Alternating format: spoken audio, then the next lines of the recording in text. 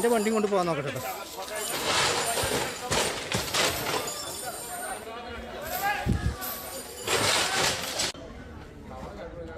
Scooty കുത്തി മറിച്ചിട്ടിരിക്കണേ.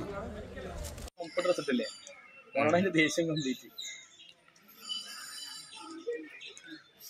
അടിച്ച് ഓനെ കണ്ടു കണ്ടിട്ട് ഓനെ കണ്ടവനടുത്തേക്ക് വരും. ഓനോട് എന്തോ ദേഷ്യം കളിച്ചു.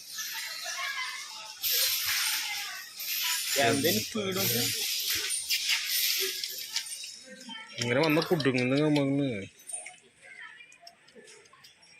അങ്ങനെ പൊട്ടിക്കാൻ ഓനെ തെരിയാണ്. തുമ്പിക്കോട് നാലടി അടിക്കണം. ഒന്നല്ല അടിച്ചിട്ടുണ്ടാവും ഇനി രാത്രി.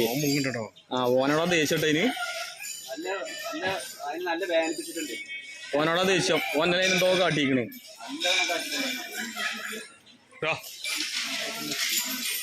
ആക്കണേ വെള്ളം കിട്ടിയേന്.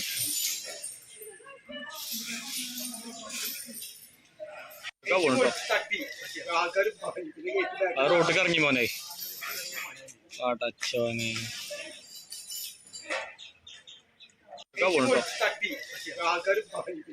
ആ റോട്ടിക്ക് ഇറങ്ങി മോനെ. പാട്ടച്ചോനെ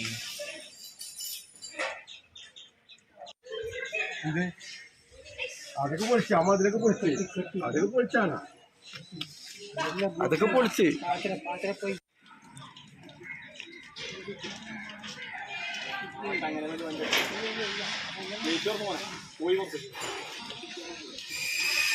ഇല്ലല്ല ഓനെ കിട്ടി. സാറെ കിട്ടി.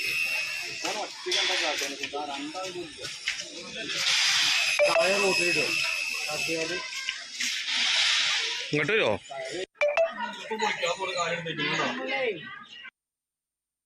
വാർത്തയുടെ വിശദാംശങ്ങളുമായി മേഘ PV ചേരുന്നു. മേഘ, നിലമ്പൂരിൽ ഉത്സവത്തിനെത്തിച്ച ആനയാണ് ഇടഞ്ഞത്. ഇപ്പോൾ ആന ഈ ജനവാസ മേഖലയിൽ അടക്കം എത്തി.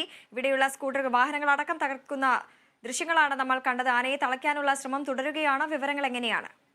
വൃന്ദ, ഇതിൽ ഏറ്റവും ആശ്വാസകരമായ കാര്യം എന്നത് ആനയെ തളച്ചു എന്നതാണ്. പോലീസിന്റെയും നാട്ടുകാരുടെയും മണിക്കൂറുകളോളമുള്ള ശ്രമഫലമായാണ് ആനയെ ഇപ്പോൾ തളച്ചിരിക്കുന്നത്. നിലമ്പൂർ ക്ഷേത്രത്തിൽ നിലമ്പൂർ ഉത്സവത്തിനെത്തിച്ച ഗോവിന്ദൻകുട്ടി എന്ന ആനയാണ് 4 മണിയോടെ വിരണ്ടത്.